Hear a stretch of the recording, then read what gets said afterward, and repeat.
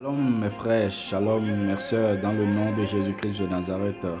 La dernière fois, j'avais parlé du rôle de la femme. Et hier, le Saint-Esprit a mis une parole dans mon cœur dans la nuit. Et il s'agit d'Éphésiens 5, verset 23.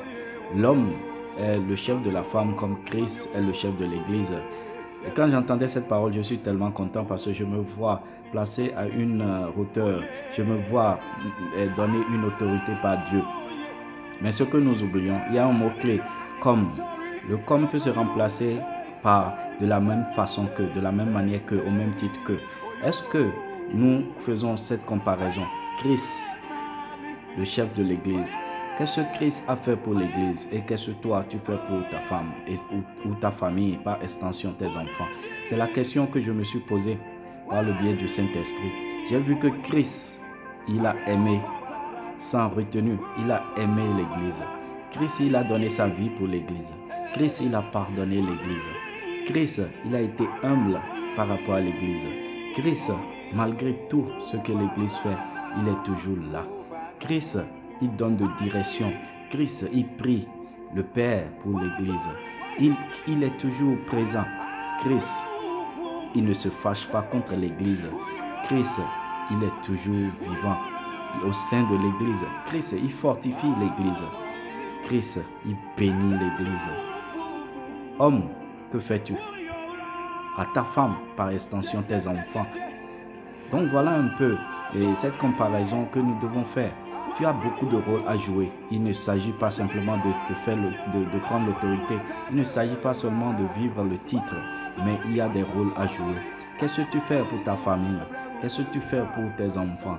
Est-ce que réellement tu es présent pour eux? Est-ce que tu démontres l'amour que tu as pour eux? Est-ce que tu pardonnes tes enfants, ta famille, ta femme? Est-ce que tu es réellement humble dans cette situation donnée? Est-ce que tu conseilles? Est-ce que tu pries pour ta famille? Voilà les questions qui touchent mon cœur. Homme, joue ton rôle. Quand j'avais parlé de la femme, certainement mon frère, tu étais content. Mais aujourd'hui, nous sommes culpabilisés. Aujourd'hui, nous devons faire cet exercice nous-mêmes et corriger ce que nous ne faisions pas. Tu dois réellement te donner pour ta famille, te donner pour ta femme. Christ nous met à l'aise, Christ nous met en sécurité. Est-ce que tu mets en sécurité ta famille? Est-ce que tu mets en sécurité ta femme? Voilà la question à laquelle tu dois répondre à travers tes actes. Christ ne nous a jamais abandonnés et ne va jamais nous abandonner. Est-ce que tu peux déclarer ça malgré tout, que tu ne vas jamais abandonner? Christ priait. Est-ce que tu pries pour tes enfants? Est-ce que tu pries pour ta famille? Combien de fois jeûnes-tu par semaine pour prier pour ta famille, pour tes enfants? Nous avons vu Job, dans le livre de Job 1, verset 5. Job, ses enfants, ses 10 enfants, ils faisaient la fête. Chacun allait chez l'autre et puis c'est toujours la fête. Mais Job avait un souci.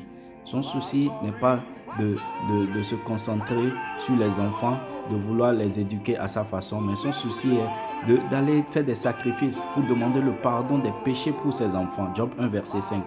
Donc, comment toi tu fais? Il ne s'agit pas de taper les enfants. Il ne s'agit pas de faire le père. Mais est-ce que tu les remets dans la main de Dieu? Parce que lorsqu'ils offensent le Père, toi, ils ont offensé Dieu. Donc Job faisait des sacrifices pour chacun des enfants, c'est ce que la Bible a dit, afin que Dieu puisse les bénir, afin que Dieu puisse les pardonner. Lève-toi homme, lève-toi maintenant et joue ton rôle. Levons-nous et jouons notre rôle. Que le Christ nous aide au nom de Jésus-Christ de Nazareth.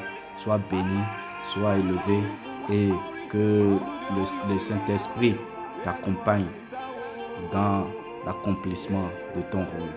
Shalom. Merci.